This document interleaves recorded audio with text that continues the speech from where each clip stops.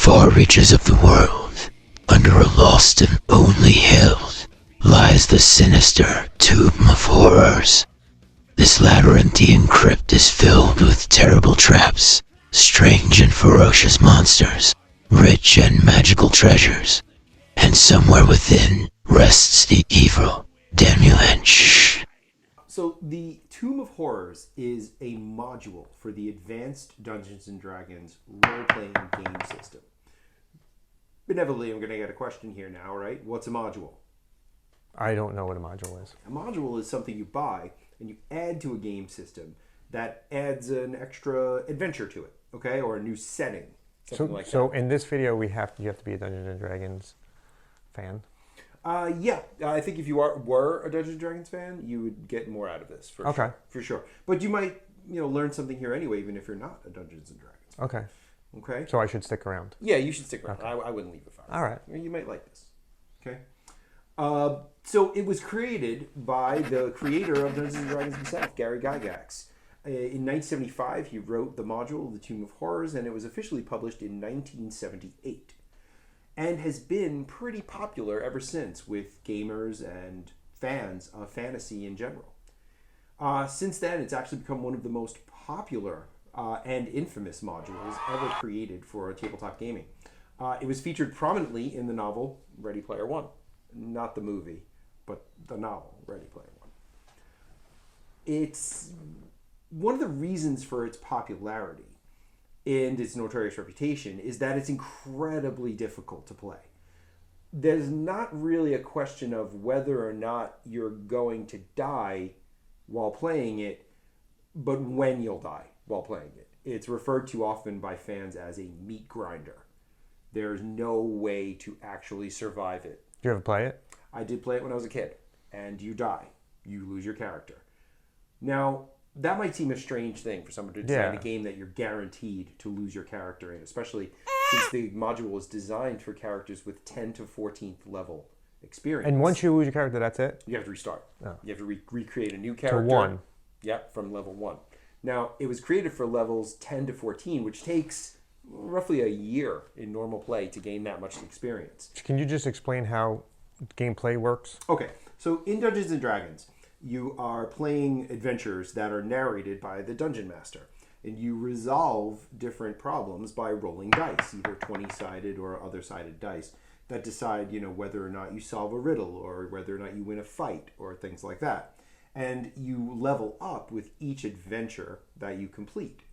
So to reach 10th level, it takes about a year of play for an average player. So you're risking a character that you spent a year building up. Why would you want to play this then? Good question. Here's why. The game was designed by Gygax because people kept coming to him and saying, my character is absolutely unbeatable. I am the best Dungeons and Dragons player that ever lived. And he got kind of tired of hearing that. So he wanted to create something that was a real challenge.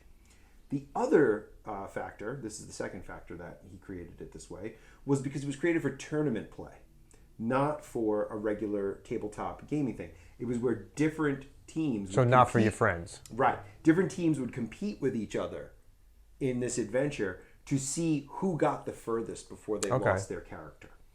And am I up to 3 or 4? 3. Third, he created it... C. He wanted it to be a challenge for the player, not the character. Okay? Meaning, you can't hack and slash and fight your way through the Tomb of Horrors. There's actually very little combat in the game at all. It's more about puzzle solving and intellectual and imaginative prowess than it is about the power of your character. So again, like I said, he was testing the player, not the character. Do you have the intellect and imagination to survive as long as possible against all of the things you find in the Tomb of Horrors? And like I said, it's a super challenge.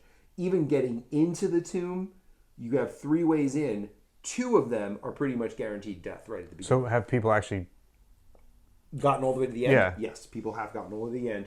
And at the end, you fight one of the most powerful nemesises in the Nemesis? Nemesis? Isn't it Nemesis? It's 1. Nemesis. Yeah, okay. One of the most powerful nemesis in Dungeons and Dragons, which is Acererak, the Demilich. For those of you who don't know, a demi-lich is an undead king or sorcerer who is being kept alive unnaturally through the use of magic, usually black magic. And they have to suck the life out of other things in order to continue their unnatural existence. Get really nerdy on this one, huh? Oh, it's pretty nerdy, huh? All right, yeah. Yeah, we're going deep on this. There you go. Going deep. All right, 2 views. What? I said, you're right, 2 views. Yes. So now you're all sitting out there and you're saying, Brian, where can I play the Tomb of Horrors, right? Everyone out there wants to play the Tomb of Horrors. That's what I just said to myself. You want to play the Tomb of Horrors? Sure. You absolutely do. You can find free PDFs It's going to take me a year to get there, isn't it? Yeah. You can find free PDFs online that are reprints of the original Tomb of Horrors script. Sometimes you'll see the most popular version, which is the 1983 one. Can we put a link in this? Oh, sure. Yeah, we put a link to There you go. Internet Archive. At the end of this, Yep. look at the description. There'll be a link from Brian. Right. Or you might want the printed copy. Maybe you're a purist for role-playing tabletop games, and you're saying to yourself, Brian, I'd really like to have a tabletop version. Well, it'll only cost you about $200 to get the green cover, so it's worth a lot. 1983 edition, which is the more popular one. Versions of the Tomb of Horror were made for every single edition of Dungeons and Dragons ever published. So it was well received. It was People very really well liked received, it. right? But there's a cautionary thing here.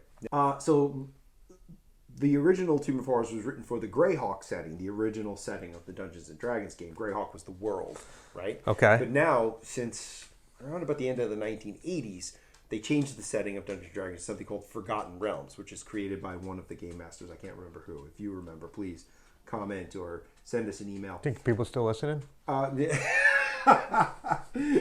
Well, for the 5th edition, a new version was created called the Tomb of Annihilation, which is a lot closer to the actual fact of this thing, that is set in the Forgotten Realms world. Unfortunately, with the 3.5 edition, the Tomb of Horrors was rewritten where the lethality was dialed down because they were getting so many complaints that people were losing characters that they had spent a year. People have been playing it for how long? I know, Why were they playing complaining it at for this a long time by that point? It's just next generation complaining. Yeah, and people didn't want to lose their characters that they had been built up over a year. So lethality was dialed down for the 3rd and 3.5 edition. And then guess what happened? What? People were complaining that it was too easy. It was too easy and boring now. So I don't know what you people want.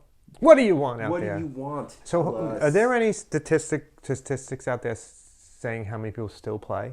I have no idea. No, I mean, I'm sure there are, but I don't know how many people still play. Like, but a lot. There's still like the Dungeons & Dragons, the original box and that everybody had back then. That's I bought still a new starter set not that that's long ago. That's still for sale. Yeah, sure. Why? Because I just wanted it. Oh. It's $20. You're not playing with anyone? No, just I actually have a lot of books on it. I know someone who still plays it. He plays, I believe he plays weekly still. He has a Dungeons & Dragons group that he plays weekly with. I have a friend who I think once a month and also goes to gaming conventions to play other role-playing games. But there are cafes in most major cities that hold Dungeons & Dragons tournaments all the time. Yeah. Though a lot of it's been supplanted by things like Magic the Gathering and stuff Pokemon. Like that. Pokemon, yeah, and stuff like that. In 1998, Bruce R. Cortell wrote a sequel to the Tomb of Horrors called Return to the Tomb of Horrors. This was for the 2nd edition of the rule set. This Tomb of Horrors remains really, really popular for a lot of reasons. First and foremost, it's a really cool setting. The descriptions of the way the dungeon works is really, really cool. It's an interesting setting. And Sararak has kind of persisted as the sort of the end ultimate villain, within this world. I think that's one of the reasons that Ernest Cline included it in the Ready Player One. And now novel. in Ready Player One, what's the context to that? What part of this is in that? It's interesting because the main character this is the novel again, not the movie. The main character Parzival solves his way through the Tomb of Horrors to get the first key to the first gate. And when he faces off against the Sararak, he thinks, "Oh, I'm going to get killed. There's no way I can fight this guy."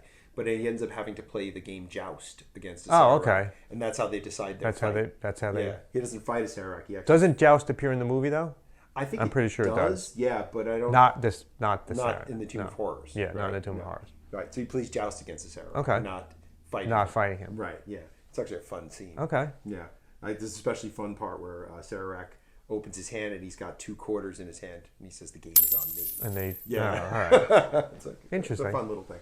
But yeah, so again, the Tomb of Horrors has remained really, really popular throughout the history of Dungeons and Dragons. I think for the precise reason that most people shied away from it. It's not a fighting module. It's a module that tests, again, your imagination, your problem-solving skills, your ability to solve riddles, and that's really the basis of it. It's sort of for people who want to solve mysteries rather than just sort of hack and slash their way through a game. Okay. And that's one of the reasons that it's remained so popular, and I think why one of the reasons that the original versions go for such a high price on eBay. Now, with that, if you were going to play the module, you would need either the PDF or the original version. So Right. groups still would purchase it to play sure, it. yeah. If people want to play within the Greyhawk setting or just modify it to fit the Forgotten Realms, it would work. And just out of curiosity, how many modules are there? Like there's a lot. Yeah, because what you do is you get the starter pack, right? And you get some books like Player's Handbook and the Dungeon Master right? Book. And then if you want to vary things up, you buy the Tomb of Horrors. You buy some other module that to mix the adventure up a little bit. It's like buying different versions of the same game. All right. Yeah. So that's it. Did you ever play Tomb of Horrors? Have you ever heard of it? Do you want to check it out online? Does this video... Did we inspire you? Did you guys get inspired? Well, Brian, because I really didn't say much in this video. Do you want to go play Tomb of Horrors? No, I don't. No, you don't want to do it? Nope. So write us. Let us know what you think. If you have some inside information that maybe I forgot out, left out of this video, rather, let us know. And until then, love what you collect. Collect what you love. We'll see you next time on the dungeon table. Yeah. Is that what they call it? No.